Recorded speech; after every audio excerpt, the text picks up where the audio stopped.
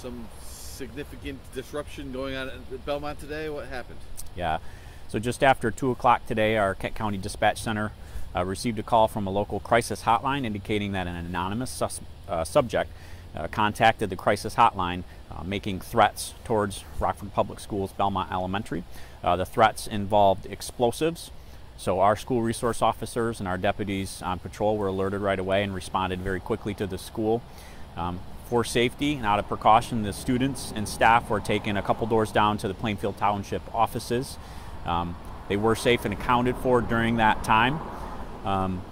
Within an hour, our explosive detection canine and some other of our staff were at the school and deemed it safe and did not find any suspicious packages or persons within that school. And we only did receive this one anonymous text message through this source. It is a suspected swatting call. And so parent pickup was shifted 2 doors up to the Plainfield Township offices, so it was a significant disruption and a concern for our Rockford parents today, and we hear that and we understand that ourselves. This would be approximately the 4th swatting type call we've received since yesterday. Early yesterday morning on Sunday, we received one in Grand Rapids Township, and then just earlier today, we've received 2 swatting calls in Plainfield Township, not too far from here. But all in the same manner of violent threats involving weapons, hostages, things of that nature, potentially explosives. So our investigators are working on this case. We are in contact with our partners at the FBI in Grand Rapids, so they're working alongside us, and that's going to involve writing some search warrants and doing some lookup on our end.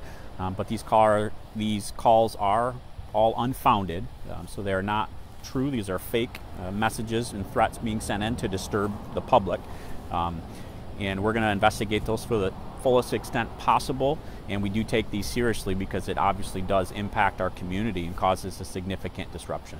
Yeah. Were the other threats at schools as well? Nope. The 3 other threats that came in were at individual residences.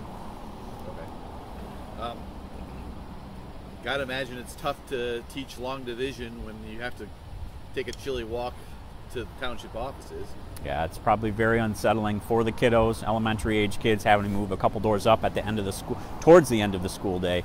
But obviously out of an abundance of caution for their safety, for the staff safety, we want to do everything that we could. This isn't the first time we've had swatting incidents. We've had them before within this district many years ago. And those people were successfully prosecuted outside of the United States of America, is where those suspects were found.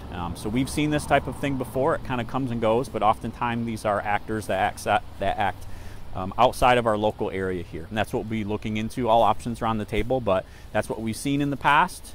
So it could be particularly the same. However, we're open to checking in all of those different leads. A lot of anxious faces I saw of parents trying to pick up their kids. It's an odd way to dismiss having to go to a completely different space. Absolutely. And on top of it, for such a reason, right? It's got to be tough on the parents. But at the same time, that there is no threat has to be a relief too. Correct. Yeah, I didn't really ask a question, did I? That's okay. That's all right. I'm just trying to think if there's anything else I can pass along. I don't think so. That news release is sent out. So the inquisitive parents wondering what happened, that's what's happening right now. That's the action steps that we took. And so if there's any new information learned, obviously we'll keep everyone updated. But at least for the time being, all is good. Everything has been called clear. And this definitely is a 4th incident that we've investigated that's been unfounded so far.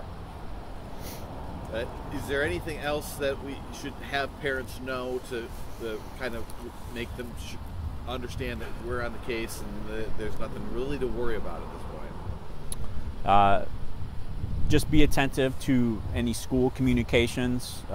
If it's involving the sheriff's office, we're going to have our information out initially on any critical incident through our Twitter.